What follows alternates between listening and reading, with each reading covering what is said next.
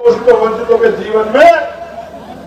एक ऐसा उजाला तैयार कर देगी जैसा उजाला आपने यहां अभी मेरे कहने के बाद कर दिया है। मैं आपसे अपील करूंगा नौजवान साथियों, बैठ जाओ। अगर आप में से एक भी खड़ा रहा तो मैं बिल्कुल नहीं बोलूंगा और मैं ये मान लूंगा कि आपके भरोसे मुझे कोई लड़ाई नहीं लड़नी। आप दिखावे वाले लोग, कोई भी संघर्ष योद्धाओं के दम पे होता है, भेड़ बकरियों के दम पे कोई संघर्ष नहीं हुआ आज तक, दुनिया का इतिहास गवाह है। जब भी मैदान सजता है योद्धा लड़ते दोनों तरफ से, एक से एक बढ़ के योद्धा, और योद्धाओं में युद्ध होता है तब जाके परिवर्तन होते हैं। आज भारत में लोकतंत्र है, आज भी योद्धा लड़ते हैं, मगर वो संवैधानिक वोट की शक्ति के लिए लड़ते हैं और जिसके पाले में ज्यादा योद्धा वोट कर देते हैं वो जीत जाता है। तो मैं अपनी बात की शुरुआत करते हुए समय समय पे भारत की धरती पे जन्मे सभी संतों गुरुओं महापुरुषों को नमन करता हूं। महामानव तो भगत बुद्ध से लेके संत श्रोमणी सतगुरु रविदास, भगवान वाल्मीकि, गुरु नानक देव, संत कबीर, गुरु घासीदास, नारायण गुरु संत गाडगे जी महाराज, सामाजिक परिवर्तन के नायक के रूप में अपने जीवन को अर्पण करने वाले राष्ट्रपिता ज्योतिबा फूले, मां सावित्रीबाई फूले, मां फातिमा शेख, छत्रपति साहू जी महाराज, भगवान बिरसा मुंडा, उत्तर भारत में अर्जक संघ के माध्यम से मानवता के आंदोलन को आगे बढ़ाने वाले महामना रामस्वरूप वर्मा, चौधरी महाराज सिंह भारती, बाबू श्री दयाल चौरसिया, संत राम बीए प्रजापति,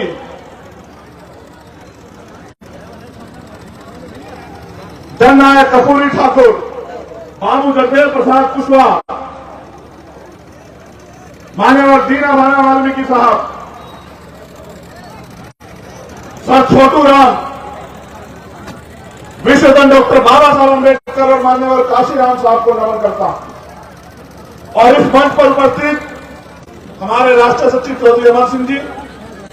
भाई नील पटेल जी, भाई आकिब जी,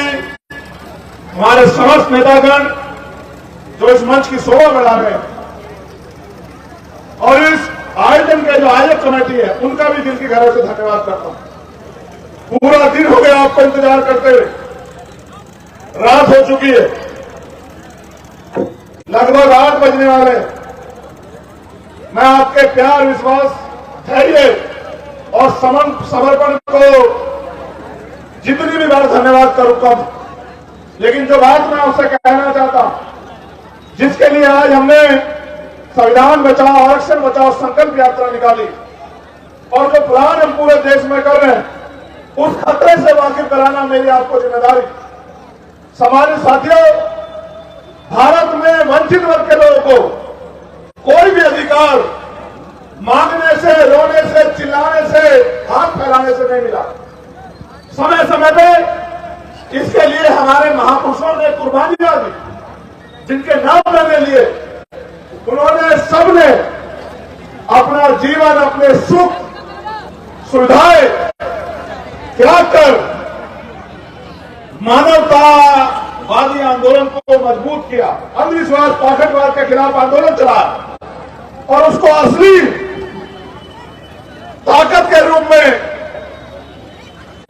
डॉक्टर बाबा साहब अम्बेडकर ने भारतीय संविधान के रूप में एक ऐसी ताकत हमको सौंपी जिस ताकत ने पशुओं जैसा जीवन जी रहे शोषितों को इस देश की राजगद्दी पे बैठने का अधिकार और अवसर देने का काम किया। सम्मानित साथियों, हमें महसूस और याद करना है कि भारतीय संविधान से पहले हमारे पास क्या क्या अधिकार थे। क्या हम पे पढ़ने का अधिकार था? क्या हम पे मंच सजा के बोलने का अधिकार था? क्या हम पे अच्छे कपड़े पहनने, अच्छे घर बनाने, डॉक्टर, इंजीनियर, आईएएस, आईपीएस और प्रधान से लेकर प्रधानमंत्री, मुख्यमंत्री, राज्यपाल बनने का अधिकार था, विधायक, एमपी बनने का अधिकार था। देश की महिलाओं पे एक पार्षद से लेकर और राष्ट्रपति बनने का अधिकार था। तो पूरी जानकारी करने के बाद ये पता लगता है कि भारतीय संविधान के आने के बाद जिन पे ना के बराबर अधिकार थे, उस हर एक व्यक्ति को भारत में समता, समानता, भाईचारा, अवसर की समता और स्वाभिमान सम्मान से जीने का अवसर जो है वो भारत के संविधान ने दिया। आज चाहे इस्लाम को मानने वाले लोग हो, सिखिज्म को मानने वाले लोग हो या सनातन को मानने वाले लोग हो या भगवान बुद्ध को मानने वाले लोग हो, इन तमाम धर्मों को मानने की आजादी भी भारतीय संविधान ने दी। अगर आज शोषित वर्ग के लोग राजनीतिक आरक्षण के जरिए प्रधान से लेकर चेयरमैन और विधायक और सांसद बनते हैं, तो ये अवसर भी भारत के संविधान ने दिया। लेकिन साथियों, आज संविधान पे खतरा मंडरा रहा, और ये खतरा मैं नहीं कह रहा, ये खतरे का जिक्र किया आरएसएस के लोगों ने। अगर आरएसएस का इतिहास जानोगे तो संविधान के 5वें दिन लागू होने के बाद इन्होंने संविधान का विरोध किया, और सिर्फ संविधान का विरोध नहीं किया, देश के मेरे सम्मानित लोगों, भारतीय तिरंगे का विरोध भी आरएसएस के लोगों ने करने का काम किया। और उन्होंने कहा कि हम वो तिरंगा जिसमें हमारा भारत का शहीद लिपट के आता है, जिस तिरंगे के सम्मान को, जिस तिरंगे की शान में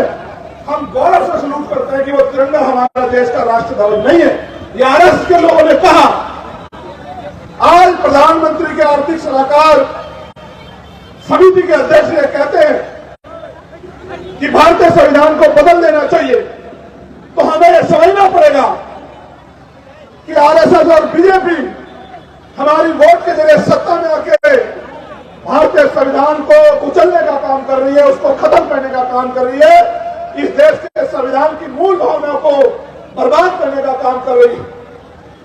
वैसे तो सम्मानित साथियों, ये बुद्ध की धरती है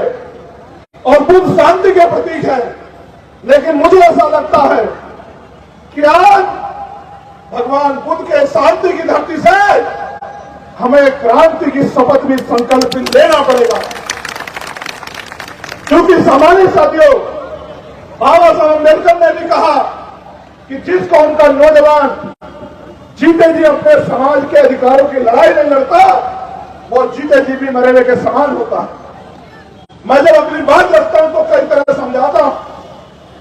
और एक शायरी के रूप में मैं आपसे कह रहा हूं, आपकी ताकत का एहसास कराते हुए, कि राजमहलों से ये पैगाम है मेरा, देश के हुक्मरान के नाम, देश के प्रधानमंत्री के नाम, आरएसएस के मुखिया के नाम, कि हमारे सब्र का इम्तिहान मत लो, कि राजमहलों से खंडों का रास्ता हो जाएगा, हम गरीबों से जो उलझेगा वो फना हो जाएगा। हम दरिया हैं, हमें मालूम है हुनर अपना, जिस ओर चल निकलेंगे रास्ता हो जाएगा। ये बात मैं कहना चाहता हूं देश के प्रधानमंत्री, गृह मंत्री और संघ प्रमुख को, कि किसी गलत फहमी में मत रहना। मेरे बहुजन समाज के नौजवान साथियों, अधिकारी, कर्मचारियों, आज हर स्तर पर आपका शोषण हो रहा है। मैं अपने नौजवान भाइयों से कहना चाहता हूं, आपको तय करना है कि आप गुलामी का जीवन जीना चाहते हो या संविधान के जरिए स्वाभिमान